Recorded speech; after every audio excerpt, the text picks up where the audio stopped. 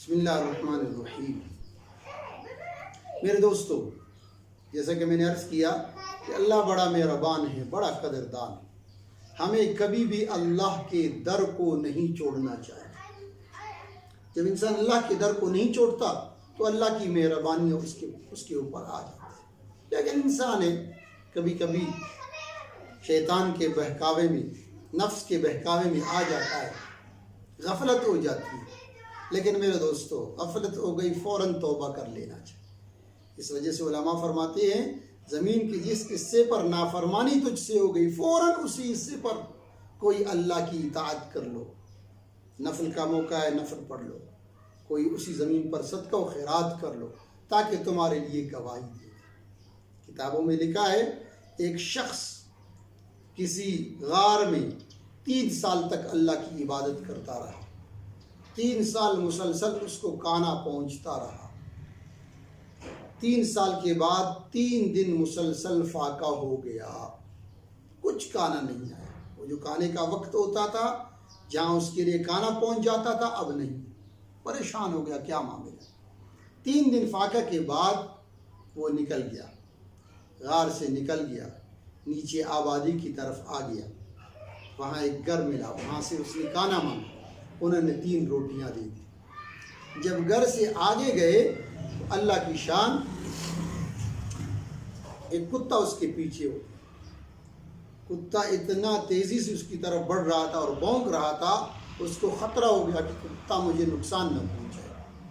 اپنی جان بچانے کے لیے اس نے ایک روٹی کتے کو ڈال دی تاکہ وہ اسی میں مصروف رہے، میری جان چھوڑ دے اور میں آگے بڑھوں۔ اللہ کی شان، کتے نے ایک روٹی کھائی، پھر پیچھے ہو لیا، پھر بھونکتا رہا، پھر اس کو خطرہ محسوس ہو گیا، دوسری روٹی بھی ڈال دی۔ کتے نے دوسری روٹی کھائی، پھر اس کے پیچھے ہو لیا، یہاں تک کہ اس کا ٹھکانہ بھی قریب پہنچ رہا تھا۔ کتا پھر قریب آ گیا، اس کو خطرہ محسوس ہوگا۔ اس نے تیسری روٹی ڈال دی اور ڈالتے ہوئے یہ کہہ دیا، او ظالم، کم سے کم یہ ایک روٹی تو میرے لیے بچا لے۔ اللہ کی شان، اللہ جسے بلوانا چاہے، جسے گویائی دینا چاہے، جس سے کوئی بات کروانا چاہے تو اللہ کروا سکتا ہے۔ اللہ نے کتے کو زبان دی۔ کتے اپنے زبان سے کیا کہہ رہا ہے؟ کہتا ہے ظالم میں نہیں، ظالم تو ہے۔ حیران ہو گیا، چونک گیا، کیا کہہ رہا ہے کتا؟ 3 سال تک اللہ تجھے مسلسل کھلاتا رہا، اب 3 دن کے فقر و فاقے نے کی وجہ سے تو اللہ کے در کو چھوڑ کر غیروں کے در پر گیا۔ اللہ، اس کتے کی بات سے اس کو سبق مل گیا۔ تو میرے دوستو، کبھی ایسے ہوتا ہے ایک کام کے لیے ہم مسلسل دعا کرتے ہیں، کوشش کرتے ہیں، وہ نہیں ہوتا ہے، بس نا امید نہیں ہونی چاہیے، نا امید نہیں ہونی چاہیے۔ ہم مسلسل اللہ کے در کو پکڑے رہیں، اللہ کے در پر آوازیں لگاتے رہیں، اللہ سے مانگتے رہیں۔ اللہ کے دینے میں کوئی کمی نہیں۔